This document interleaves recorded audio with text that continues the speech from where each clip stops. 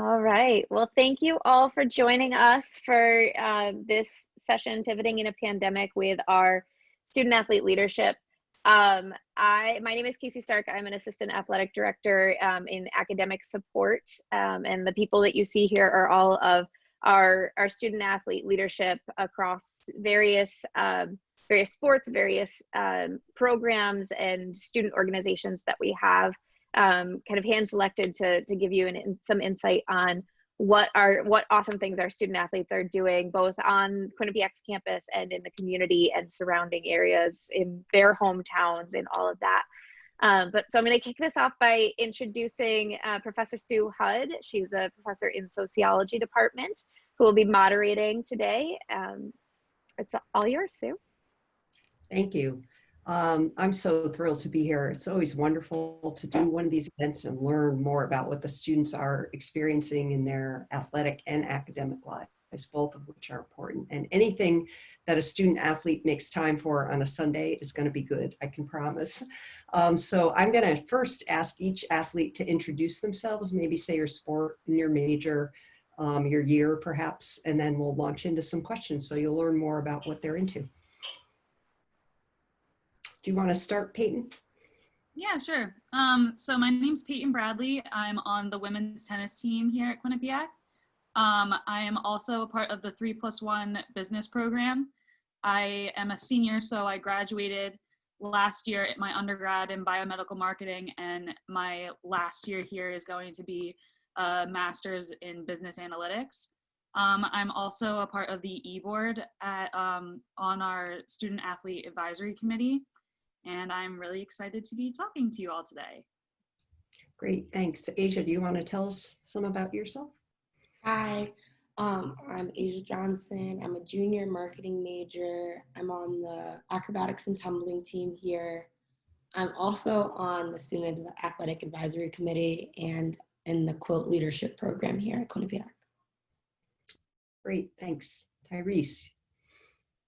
Hello, my name is Tyrese Williams. I'm on the men's basketball team here at Quinnipiac. I'm a criminal justice major, and I'm a junior. And Grace. Hi, I'm Grace Markey. I'm from West Bloomfield, Michigan. I'm a senior biology major, chemistry minor, and I'm the president of Q-Corps, which is a student athlete community service initiative. Well, got a broad representation. That's great. This first question I gave them in advance, I'm telling the audience, because it requires some deep thought, but I'm really excited to hear your answer to this. So I would like to know what your most meaningful memory is from your time here at Quinnipiac and your involvement in sports. Maybe a memory that gave you a life lesson or something that just sticks with you from your time in athletics. Let's start with Asia. What do you think, Asia? You got a memory for us? Yeah. So I recently in February tore my Achilles, and it's obviously a long recovery, and my team was just so supportive and like being next to me.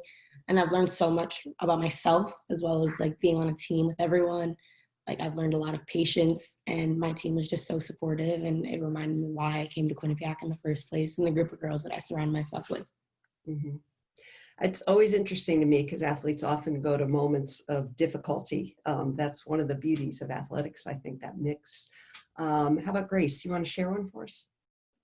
Yeah, I think I'm actually going to also talk about a difficult moment. This past season, we were playing Princeton in the finals, or in the first round of the playoffs, and we lost the first game.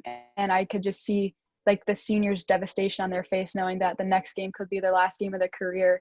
And we all felt that, and we all wanted to play for them in that moment. And so in the second game, when it was in double overtime and we were all, exhausted from the game before, we pulled through and we actually won that game. So it was good to see the triumph after the hard time. So that's great. I think that really taught me just to basically play every game like it's your last, especially in these hard times. We don't know when our last game might be. Right, that's great. How about Peyton? Yeah, so I guess I'm going to talk about a hard time too. It was this past spring break when we found out that our season was over.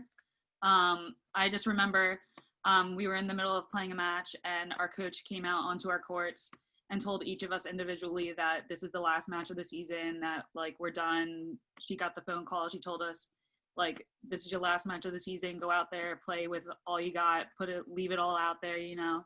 And then afterwards we all got in the huddle and we just like all cried together. And I know it sounds really depressing, but it actually brought us way more together as a team. And I feel like we definitely have more unity now that this has happened. Great. And Tyrese. I guess I'm gonna have to like just follow suit with the rest of them and just talk about a tough time too. It's actually after we played Siena, at Siena, and this is like, I think like maybe mid-February, late February kind of, and it was a rough game. We're probably down about like 20, and like the game ends and we come back into the locker room and it's like we find out that Kobe died that day, like right before our game. And it was just like at that moment in time, it was so much bigger than us losing that game. Like it was like he meant so much to like our coaching staff, like the team itself, that like that loss, like kind of like that loss in itself with like combating with the loss of the game, like just like made us come together, like and gel more, I felt like. So the sociologist in me thinks I biased you by saying the negative thing. However, I'm going to go back for a minute and give you some of the themes that you touched on: support from others, perseverance, emoting together. There's something powerful in emoting together. It's why we have ceremonies like around deaths and things. And then your comments, Tyrese, about something connecting to something wider in wider society is kind of a nice segue to the second question, which is how you brought forward into your life in overall as a student some of the experiences like those that you just described as an athlete. So I'll go backwards this time. I'll go with Ty, and I think I can remember what order I went in. Go ahead, Ty, what do you think? Can you repeat that question one more time? Yeah, sure. So we talked about a lot of emotions and mostly negative experiences, however, positive things underlying those, like support from others and working hard and sticking with something and being connected to basketball in the world in a wider way. And how do those impact how you are? How do you bring them forward in your life as a student every day? Because you have to attack everything with the same mindset, kind of. It's just like,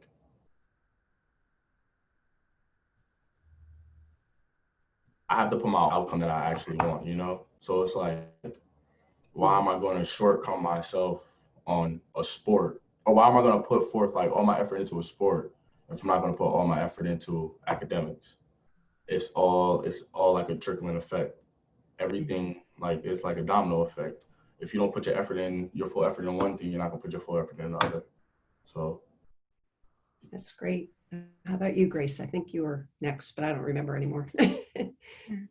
Yeah, well, since I was talking about my seniors and how like they understood that this is one of their last games, I think that if you can take that moment and play every game like that, then you'll get a lot more out of your experience, just enjoying the moment rather than like just kind of taking for granted how much time you think you have. Because as a senior, I can say that the 4 years did fly by, like everyone said they would.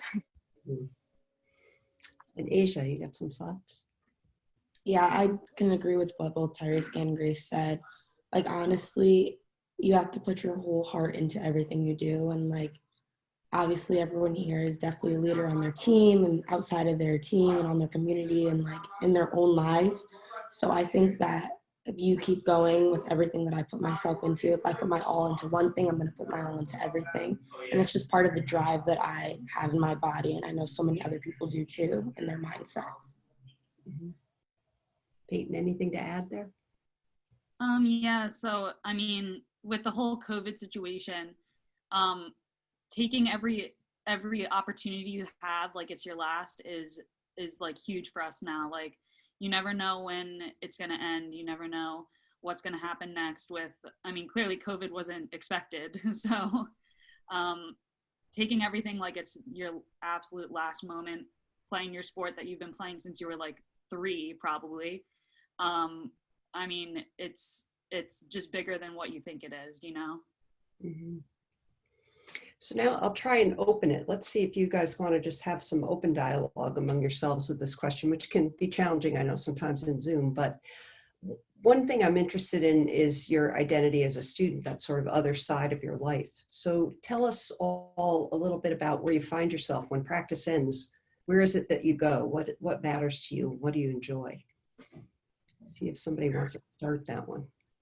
I can go first. Personally, when I was committing to Quinnipiac, I knew right away I loved athletics. I knew right away that's the team I wanted to be on, and I knew right away that I loved I'm marketing major, so the business school and everything about that. My big focus was, am I going to like the social life here? Am I going to like more than just like school and athletics, which coming into college was a big debate for me. Like, do I want to be an athlete? This is what I've done my whole life. Is this exactly what I'm going for? And I knew like I had the drive to do it, and this is what I wanted to continue to do. So I spent a lot of my time like in the CAF and hanging with my friends, and I live off campus this year, and it's harder with COVID to like hang out with people. So I've been like designating like each weekend for like a different 2 friends, like 2 friends that I've met in the business school, 2 friends that I've met just being like in the CAF, 2 friends that I've met from other people, just to keep involving myself with all my friendships and like keep making connections with these people that matter most to me. Great. I can go. So, I mean, I completely agree. The thing about athletes is that we practice nonstop. Even when we were in high school, when we were younger, we were constantly practicing. So we didn't have much free time as athletes before college. So now with COVID, I feel like it's really easy to get bored because we don't have as much practice time as normal. And with that, I feel like we have to find something to keep us busy because we constantly we're like ingrained in constantly doing something. So I feel like this is a good opportunity for us to put a lot of our focus into our schoolwork, into different clubs that we're into, like SAC, Q Corps. If you're a captain on your team, something like that, you put your focus into other things, considering we just don't have as much to do as we used to. Mm-hmm. Yeah, at this semester, as the president of Q Corps, I found myself trying to dig a little harder to see like what student athletes can do right now to help the community. And so one of the efforts that we've been doing is helping to deliver meals to the people who are in quarantine here right now, which is it has been ranging from 45 to 60. And so they need meals delivered to them 3 times a day because they're in isolation. And so we have the team signing up for different days and delivering those meals. So I just think that because we do have these decreased practice times, that we can find we're using some of our extra energy and efforts to help when we can. Ty, any thoughts on that one? Mine is kind of more like home based. It's not really like the community, like more so like Quinnipiac. It's more like my community back home. I started with like a group of about like 10 to 12 kids. Started a nonprofit foundation. And it's called the Label Foundation. So we've actually done we've done 3, I think, clothes drives. We've done like 3 back to school drives. We've done a cleanup day. We did a Black Lives Matter walk. We did like a whole bunch of stuff for our community. We did like a cleanup day.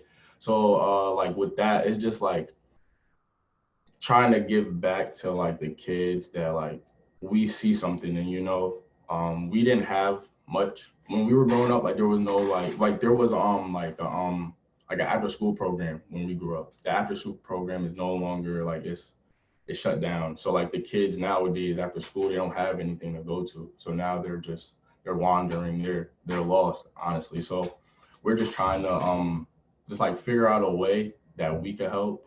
So we actually have one of my friends going for he's running for like the Board of Education. So we're trying to help. That's really impressive, really impressive.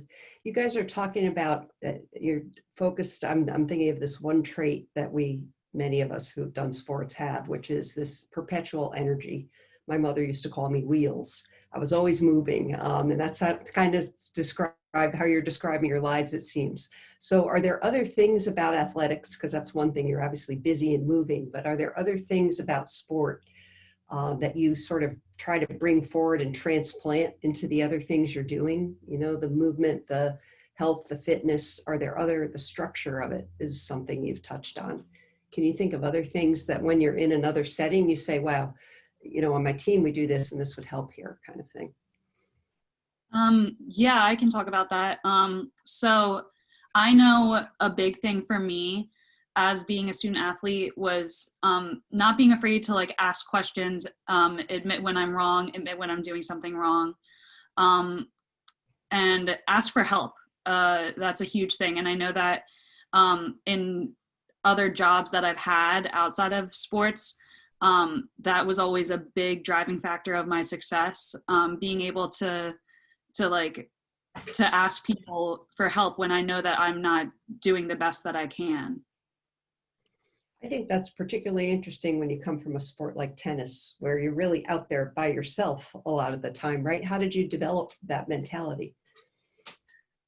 When I was working with my coach and like throughout high school, being a tennis player and everything's on you, you really want to become the best that you can be.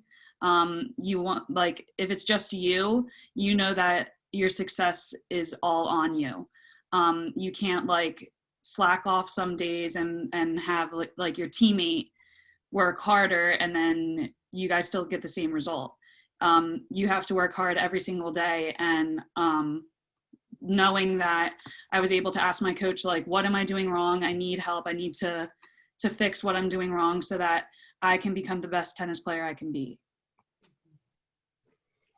You other folks are all team sports. That interdependence is obviously important in some ways. Has you learned something through that process of becoming interdependent and excellent at the same time? Yeah, I think that part, being a part of a team, you have to, like, certain leaders have to bring that positive energy. So in an individual sport, it might be different where you still are encouraging your teammates, but it is different being on collectively making sure that your teammates are on the same kind of path, like an upwards trajectory, and as you're watching out for them is because you all want the same success, kind of thing. Asia or Ty, any thoughts? Yeah, I would say like more so like with like a individual sport, when like you're going through the tough times, like, you know, like it's like you know you got yourself, like it's you, like you go battle through it. But like when it's like a team aspect, you gotta like kind of like rally everybody. So it's not just like one person's falling off, you gotta get them back on board, because that one person could help everything, like the wheels spin the right way. You know what I mean?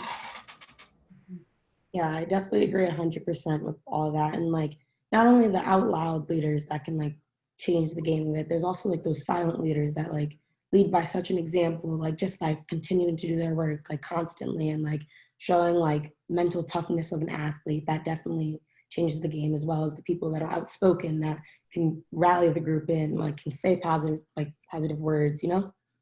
Mm-hmm. Yeah, talk a little more about the mental side of this, because you talked about that active physical stuff you're doing mentally, what's going on, and how have you brought that into the classroom or into your activities on campus? Yeah, I definitely think as a student athlete, we juggle so much, like mentally how we're feeling with athletics, with school, with our friends, like boyfriend, girlfriends, like there's just so much you juggle at a time, jobs, internships.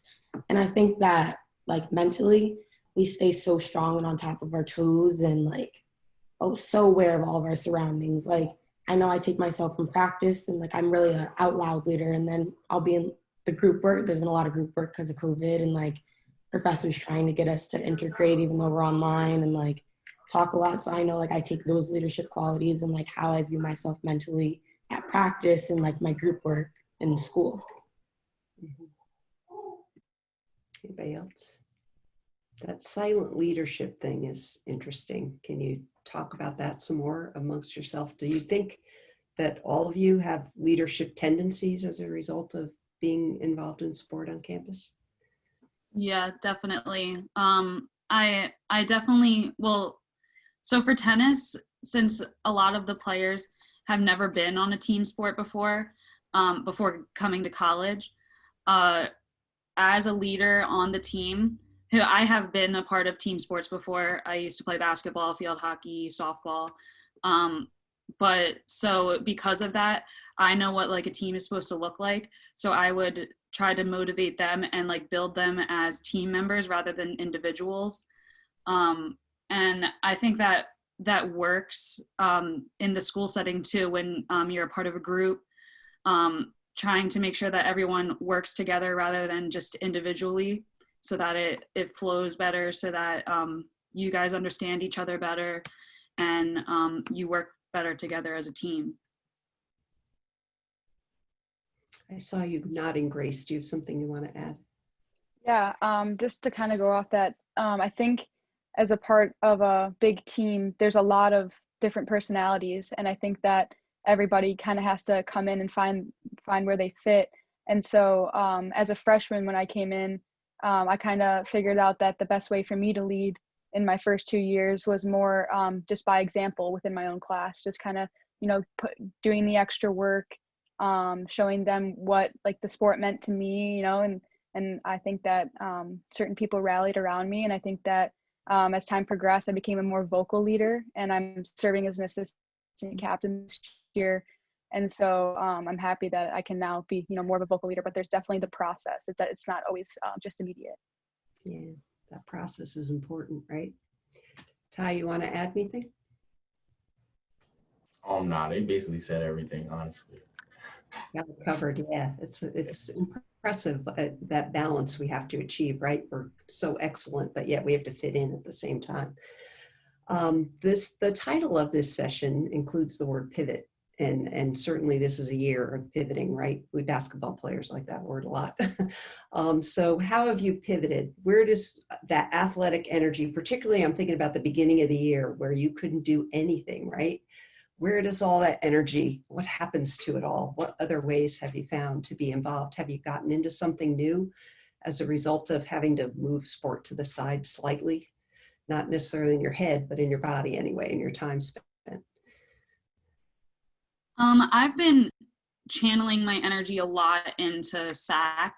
I've been trying to take more of like a more visual role in being a part of SAC's e-board.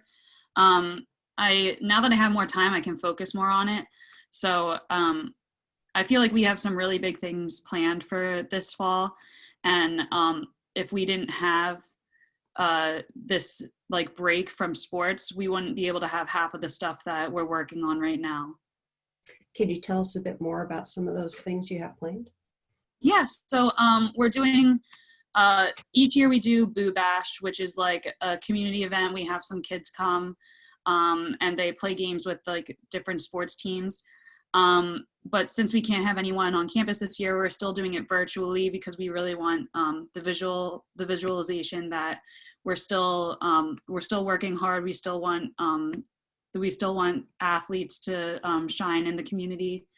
We're also doing social justice initiatives. I believe we're working towards a visual, and we also have a voting initiative where we're trying to get 100% registered voters for our sports teams. And we also have different athletics community service events planned, which is, it's more, not so much community service, it's more like fun activities for the student athletes to do. I think one of them is supposed to be a movie night, something like that, something fun. And then we're also trying to give back to the community a little without actually going out in the community because of the whole COVID situation. So we're writing letters to essential workers, and we're getting that done and just trying to give back a little bit. Boy, that's an awful lot of things going on, isn't it? There's the big movement for athletes to use their platform this year, and it sounds like you've taken that up and then some. Anybody else channeling your energy? Where are you channeling the energy? It's probably hard to remember, some of you that started practicing now because you feel like you have no time. Yeah. Well, Sorry. oh, now you could go, Grace. Are you sure? Okay. I think that when we first came in, we kind of had to, as seniors, we had to kind of get the freshmen on board somehow, because them coming in, they don't really understand the team, how the team dynamic works, what like responsibilities we have as a team, how intense we are as a team, kind of, because there's a whole different energy when you're in the weight room with your team rather than just working out on your own all summer. And every year the freshmen come in and are there for summer school, and so they didn't have this opportunity this year. And so I think as a senior class, we really tried to, you know, take one under our wing and kind of explain all this to them. So a lot of extra energy and effort went into kind of trying to get them on the same page as us. Mm-hmm. Which sounds like leadership again to me, that you have to spend some leadership energy.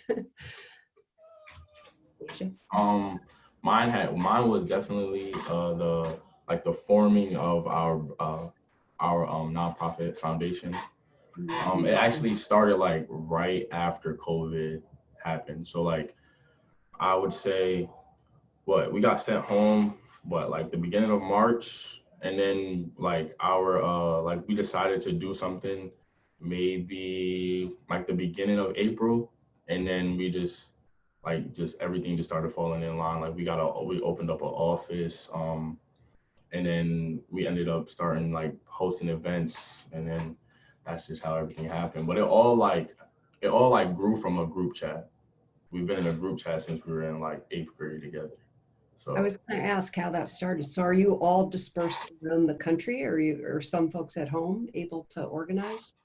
Oh yeah, so we have like people like within our group, it's like people in all different facets of the world. So like we have like people who are in like within like politics. I have like a friend who's about to get drafted into the NBA, a friend that plays football, one that games, another one that like does like skateboarding, but like it's all like different facets. So like we all just try to take all of that and put it within the label and just try to come up with ideas and different ways to give back to the community. So it's been pretty good, honestly.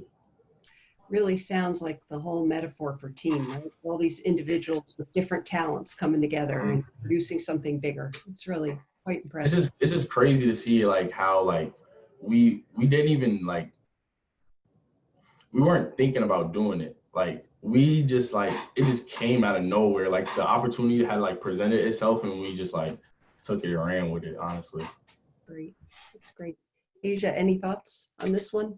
Where's your energy going? I focused, well, first, my major energy has been on just healing my Achilles. And honestly, if there was a better time to heal, it's right now. So I've just spending a lot of time like doing my own rehab, like outside of it, like just getting outside and like really controlling my energy and like wanting to be back and getting back. And honestly, I am back enough to practice right now, which is good and early, but good. And then outside of that, I've just been focused a lot on like social justice stuff things and like making sure like I'm posting, and I've been part of Quinnipiac's Quote Leadership, where we've had 5 weeks of like inclusive leadership training and just working on how we're going to get the whole community involved and just things like that. Tell me more about the leadership training. Is that a mix of athletes and non-athletes? There is some athletes on it, but it was athletes and non-athletes, and it was 5 weeks. One group met on Monday, another group met on Fridays for 2 hours. And at the end, we wrote a little paper on how we learned. We learned about different leadership styles and knowing how to come across yourself as a person. We focused 2 weeks on ourselves as a person, like type of leadership qualities we obtain and like withhold, as well as the negatives that come with those qualities or along with them. So you can learn like the positive side of everyone's qualities as long as the negative sides. And then we focused on like this inclusion wheel, which had like there's so many things that you hold. Like I'm a student and I'm an athlete. Like I'm not just one or the other. Like I'm a Black and I'm a woman. Like there's 2 things that come along with everything. And it was just very, very interesting. And like I looked forward to it every week. You all sound very self-aware, which is a probably another part of sport that we could talk about for hours, right? Just having a sense of yourself and your limitations and those kind of things as well. Next question is really for players coming to Quinnipiac. If you were giving advice to, and it might not be Quinnipiac, just to a college athlete in general from your own experiences, what kind of advice would you give to a young high school student looking to do sports participation at the college level? I would say don't go into it fixed-minded. Always have an open mind going into it, honestly, because I feel like if you go into it fixed-minded, you kind of have this like mindset that like they're kind of like bigger than everything, and there's always a bigger picture in my eyes. There's always like a bigger outcome, like there's always something greater to be learned. And I feel like if you come into it with an open mindset, you'll really realize that, and I feel like you can succeed better on and off the court. I'm going to put you on the spot. What was your mindset when you came, and what's it now? What changed? I would say my mindset was kind of fixed when I got here. I was kind of stuck in like my own kind of way. Like I really, I'm the type of person that doesn't like to like be outside of his comfort zone.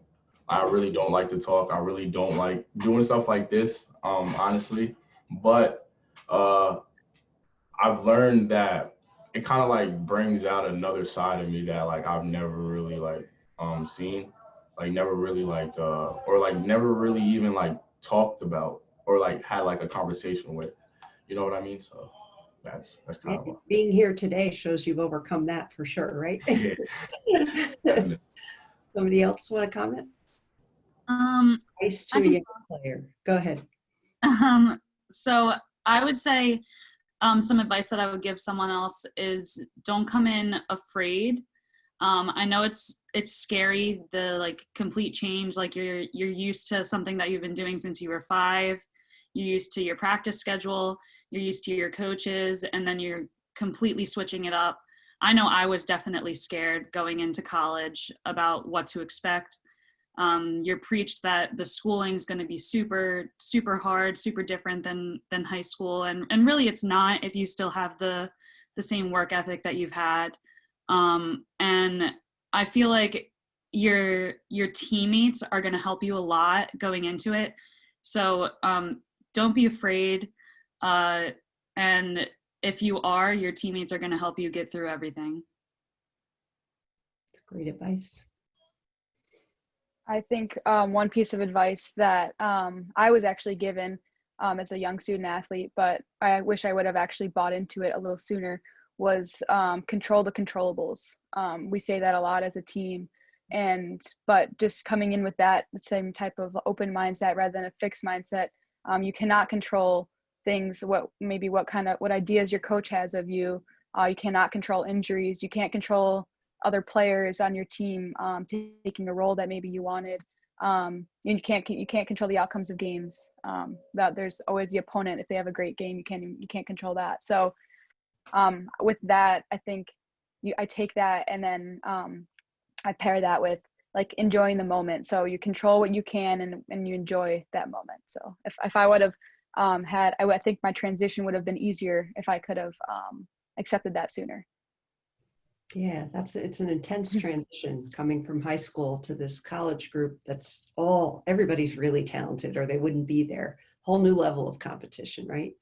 Asia, you got a thought about that? Yeah, my biggest piece of advice that I would give is give it your all. Every time you do something, it needs to be like full force, like you might not do it again.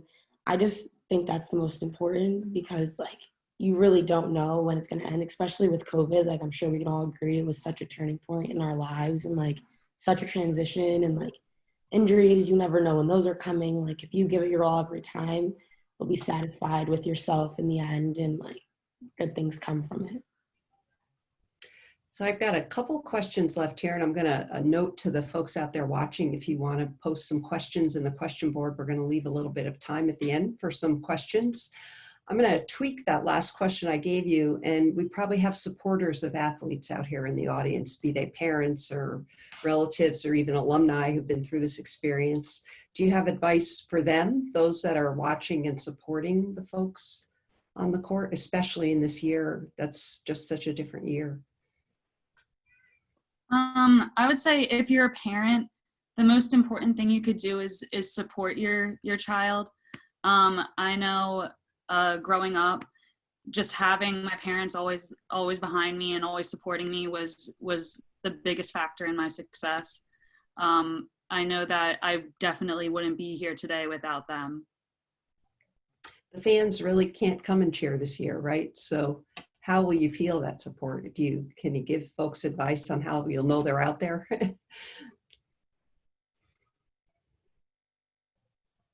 Any ideas about that? It's going to be a tough season, I imagine, right? How do you think about, do you have thoughts about playing without fans out there? Some of you, it looks like your sport is going to go without people in the stands, right? How do you motivate yourself inside? So, Acro obviously will probably not have fans at all this year, which we all have talked about and we know, which means that we all need to be behind each other at all times. And like, if someone has a bad moment, like we need to brush it off and keep it pushing forward. So we all talked about like having each other's backs and continue screaming for the side. Like we need to be our own fan section. Like everything that we do needs to be from our own hearts and for each other. Mm-hmm. For us is just realizing, well, coach preaches that we play for each other. We play for the people on that bench with us, the people that go to battle with us every day, day in, day out, like the whole coaching staff, we play for them. So it's like having the fans there is just a plus, it's a boost.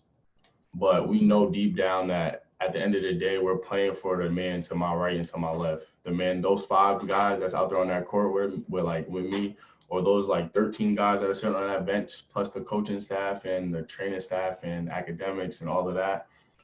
Those are the guys that we really play for, and that's just fueling itself. Do you want to add something, Grace, or is that along the lines of what you were thinking? Yeah, it's that interdependence, right? That feeling of being obliged to somebody, owe them your best kind of thing. Okay, so this one, what does it mean to you to be a Quinnipiac Bobcat student and athlete? What does it mean to put the Q on your jersey and put it on every day and compete? I know as a team, at least, this is something we preach. We just call it 10 letters, which is like, Quinnipiac is 10 letters long. And I actually have a paper that we have a definition of for. I'm just going to read it for you real quick.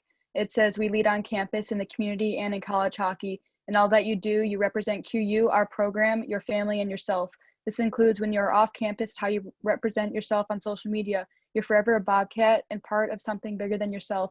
Take pride to contribute to leaving the program in a better place when you graduate so that you can share in the success as a future Bobcat. So I think that we all know that we're we are part of something bigger than ourselves, and we want to not only have a great time when we're here, but also leave it better than how we came into it as. That's great. And clearly from all you have all said today, you're all living that in many ways. So that's really speaks to what you do each and every day. Somebody else want to add to that question? I can. So I feel like wearing the Q means that you support every other team at Quinnipiac. And like, I know that if I have a favorite team, it's always going to be Quinnipiac, even in the future. If I see that Quinnipiac makes the Final Four in hockey, if Quinnipiac makes it to the Sweet 16 in basketball, I'm always going to be rooting for them. I'm always going to want Quinnipiac to win, no matter what sport, no matter who it is. Great. So you got to buy some garb, right? A lot of garb. Asia, do you have a thought? Yeah, no, I definitely agree. Grace said, she mentioned the word pride, and I couldn't agree more. It's just like really prideful to wear the like Q on her chest and like continue to like be a part of this school.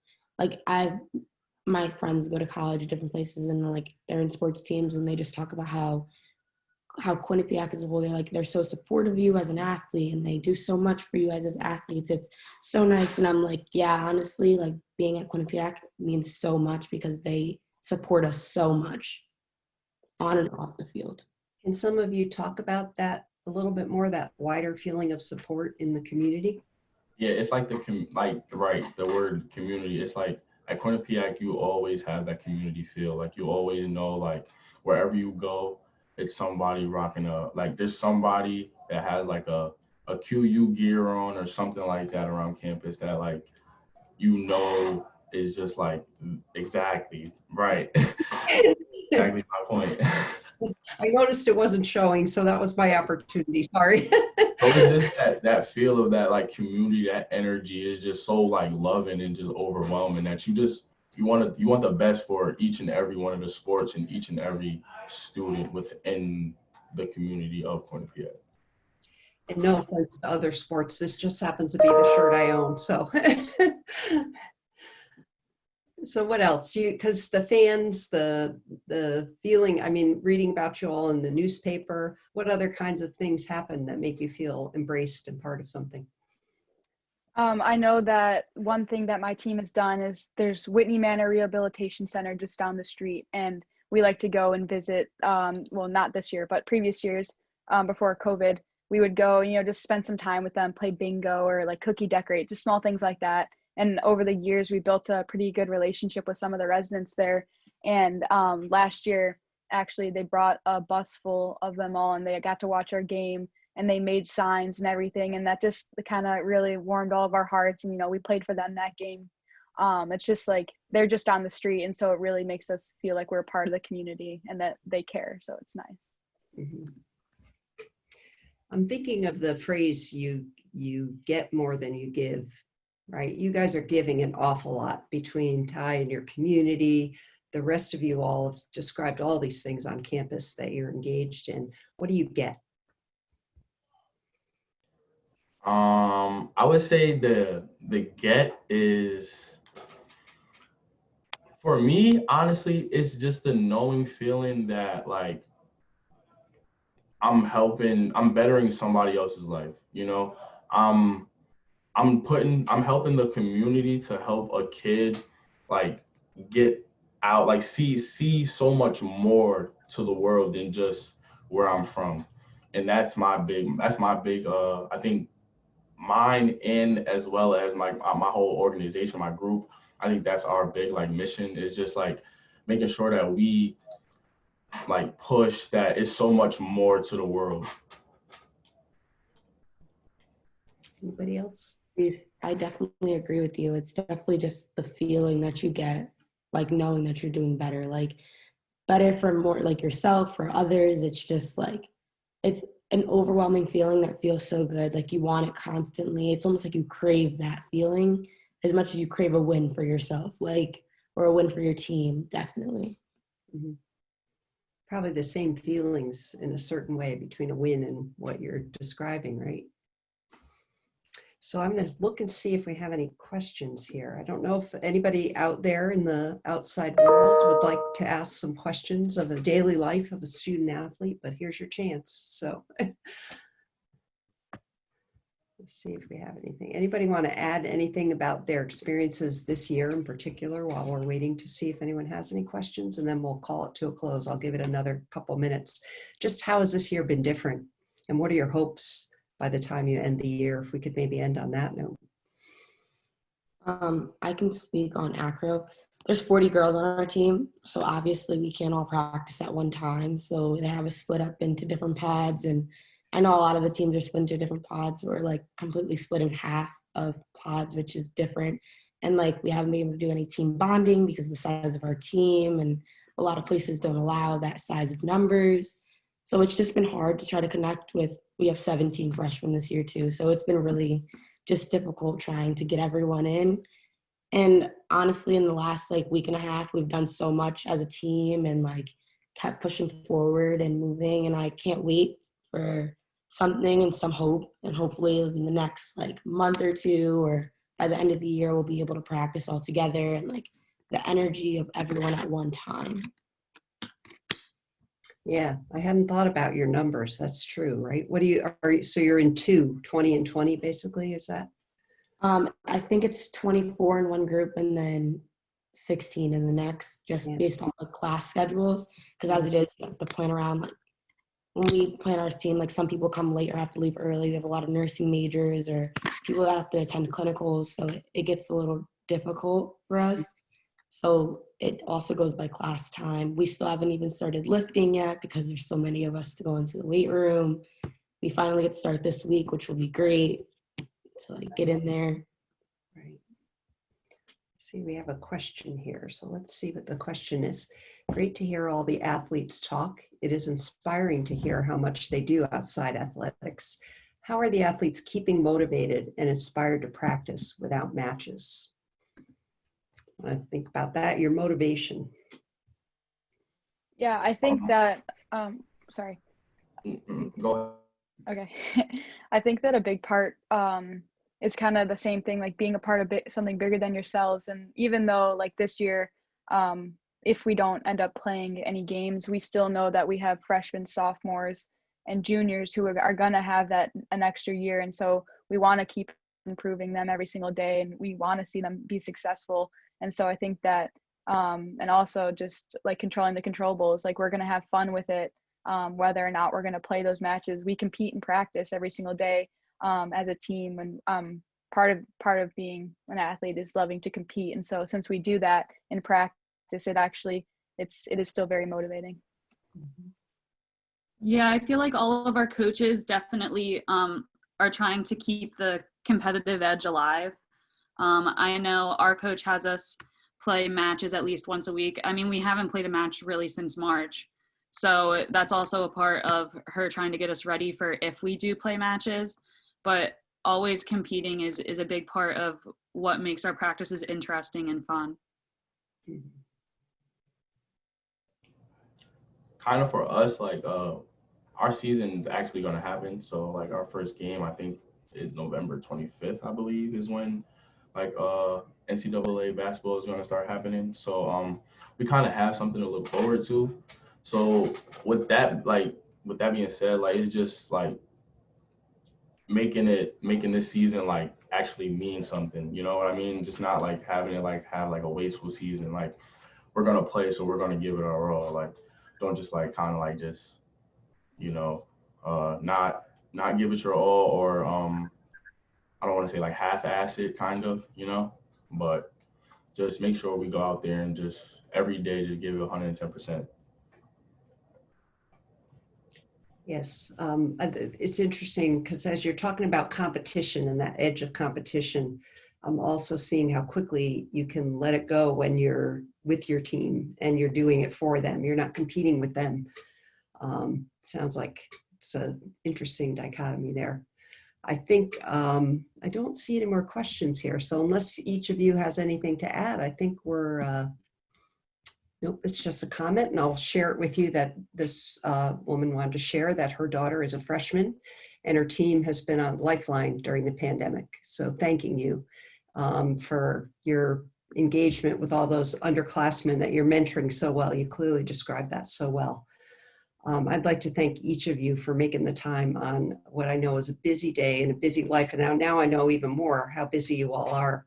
So thank you for making the time to do this. I learned a ton, and come by and see me sometime this semester. Thank you all out there for joining us as well. I hope you enjoyed Parents and Alumni Weekend.